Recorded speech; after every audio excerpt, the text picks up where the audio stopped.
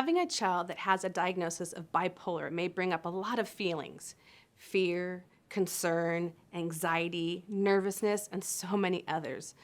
Just the thought of having a child with bipolar may make you wonder how you're going to deal with it.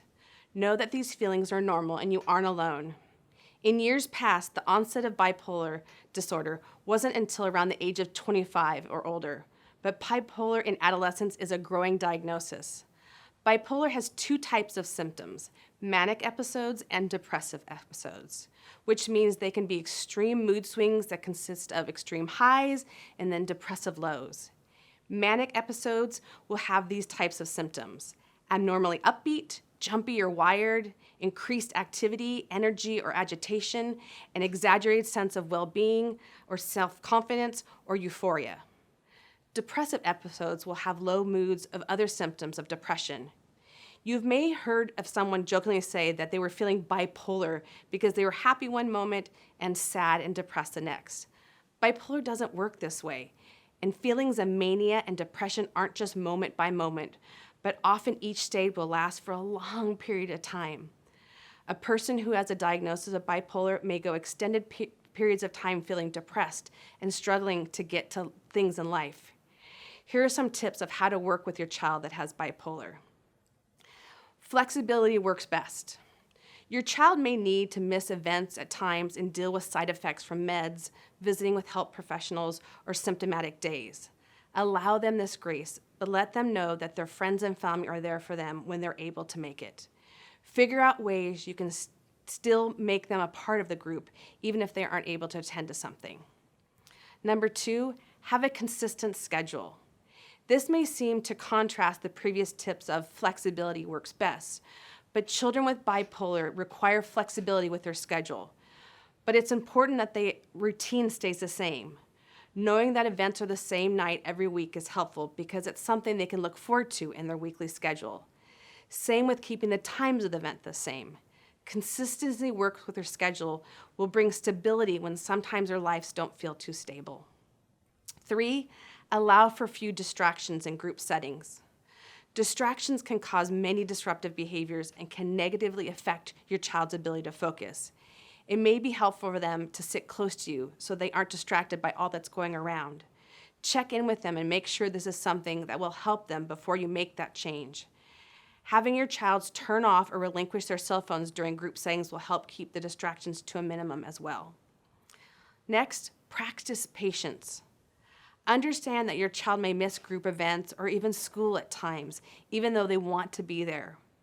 Practice tolerance in dealing with minor problems, and instead of focusing on the negative conduct, recognize and praise the positive behavior. Also, maintain good communication. Make sure you have open lines of communication between you, your child, and other important adults in their lives, like teachers or church leaders. Making sure everyone knows what is going on will help you best support your child. This doesn't mean you share every little detail of their life, but make sure everyone knows about any changes in health or mental well-being. It's important to practice good communication and be ready to adapt and to try different approaches for your child if something is not working. You will always be their best resource. Also, have a plan if something doesn't seem right. It's essential that as a parent you watch for extreme behavioral changes or signs of suicidal thoughts. These signs should be taken seriously, and a plan should be in place of how you should respond in such situations.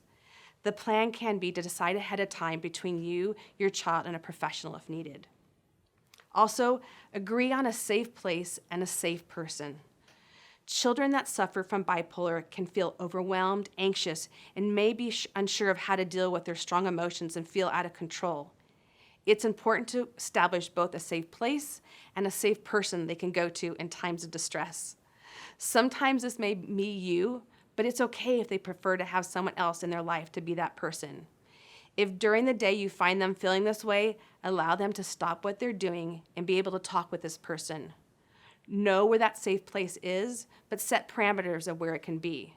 This doesn't mean they can just walk away from something like school and you aren't sure where they've gone. Again, good communication lines open so they can share what they need to be with that safe person or go to that safe place. The greatest thing you can do for your child is be praying for them. Your prayer could sound something like this. Lord, I come before you now and lift up my child who suffers from bipolar disorder. You knew them before they were even born, and you know their comings and their goings, and I thank you for that. When they struggle with cycles of depression and mania, put your loving hand on them and may they feel your presence. Also, allow them ability to make godly choices during these times and put a hedge of protection around them to keep them safe.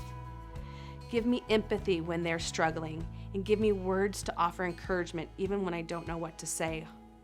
Also, when no words are needed, allow me to be present in their life and someone they can feel safe with just being with. May they always know how much you are loved and loved by you and that you will always be there for them.